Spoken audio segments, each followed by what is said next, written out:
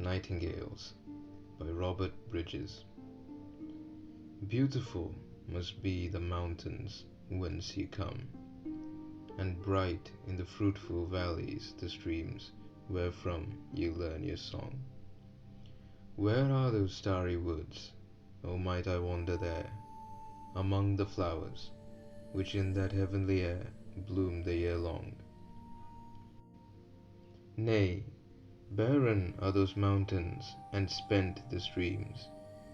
Our song is the voice of desire that haunts our dreams, a throe of the heart whose pining visions dim forbidden hopes profound. No dying cadence nor long sigh can sound, for all are art.